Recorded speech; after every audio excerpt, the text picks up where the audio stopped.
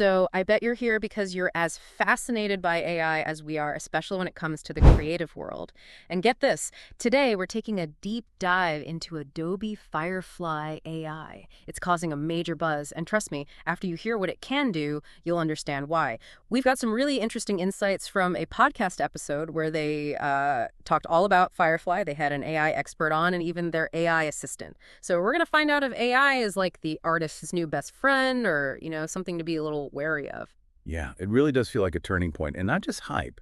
What's really interesting about Adobe Firefly is that it's not just for, techie people. It's designed to be super user-friendly. Yeah, that's actually what caught my attention too. So for those who haven't heard all the buzz, what exactly is Adobe Firefly AI? Like, what can it do? Okay, so imagine this. You're working on a website design, and you need a specific image, say a banner with a mountain range at sunset. Oh, and with a hiker, like silhouetted in the foreground. With Firefly, you literally type that description, and boom, it generates like multiple image options, all based on your words. That's its text-to-image generation. Wow, so you don't have to be like a photography expert or spend hours searching stock photos. You just tell Firefly what you want. That's pretty impressive. So what else can it do? Well, let's say you have a great photo, but it needs some tweaking. Generative fill is where things get really interesting. It's not just cropping or basic adjustments. Firefly actually uses AI to understand the image itself. So if you want to get rid of something like a distracting power line, Firefly can just seamlessly fill in the background. Like it was never even there. It makes it look completely natural. That's amazing. I've used other tools that claim to do that, but honestly, the results always look kind of, well, off. This sounds way more sophisticated.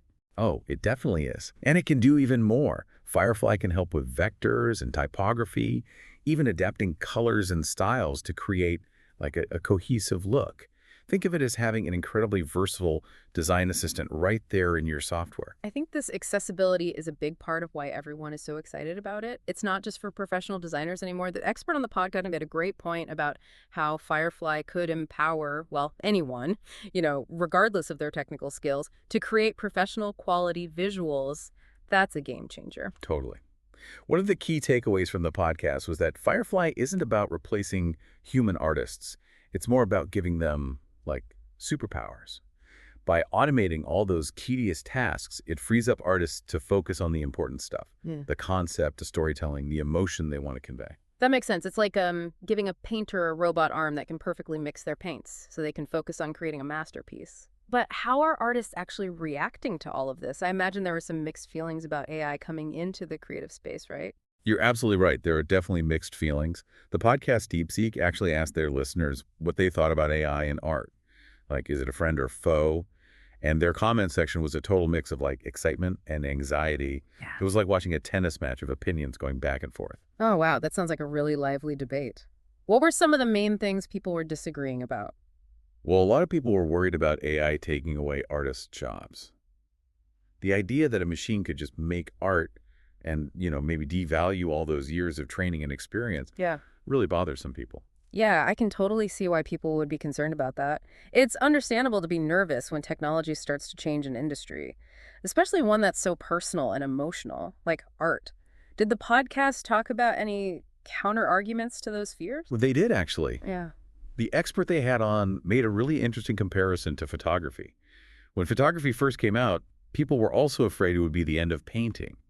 But what happened? Painting changed. It didn't go away, it just adapted.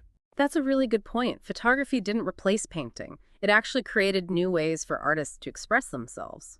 So are they saying that something similar could happen with AI and digital art? Exactly. They think that AI won't replace artists, but it will change what it means to be an artist. Instead of spending hours on those really technical and time-consuming tasks, artists can use AI to handle that stuff. It frees them up to focus on those bigger creative ideas, the concept, the storytelling, the emotion that makes human art so unique.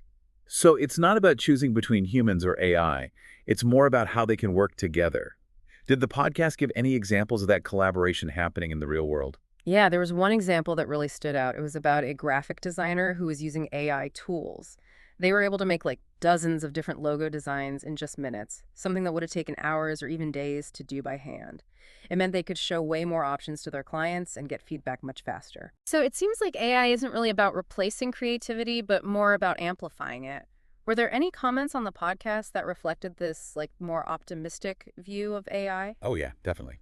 There was a lot of excitement, especially from younger artists and designers.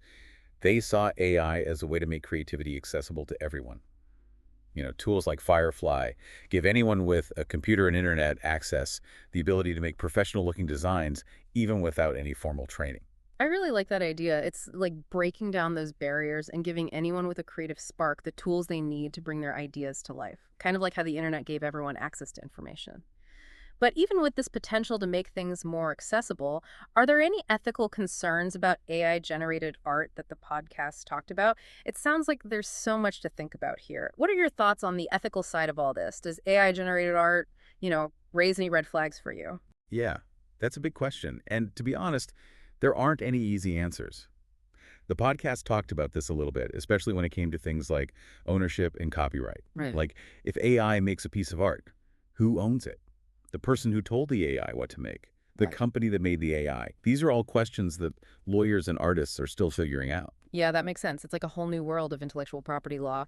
Did the podcast have any ideas on how to deal with these issues?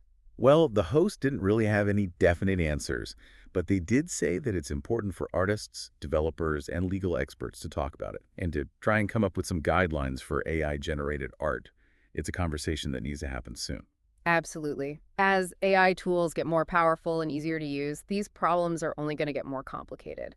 So we've covered a lot today, haven't we? The amazing things Adobe Firefly can do, how people feel about AI and art, and all the ethical questions that come with this new technology. It's a lot to process. It really is. And what's crazy is that we're only just getting started. At the end of the podcast, the guest asked everyone to imagine a future where artists and AI work together to create things that we can't even dream of right now. It's like they're challenging us to think bigger and explore all the possibilities of this new creative landscape. Wow, that's a really powerful image. Artists and AI working side by side, pushing the boundaries of what's possible. It's exciting, but also a little bit scary, to be honest. Exactly. And that's what makes all of this so interesting. It's not just about the technology itself. It's about how we, as humans, decide to use it. Will AI be a force for good, a way to express ourselves and be more creative?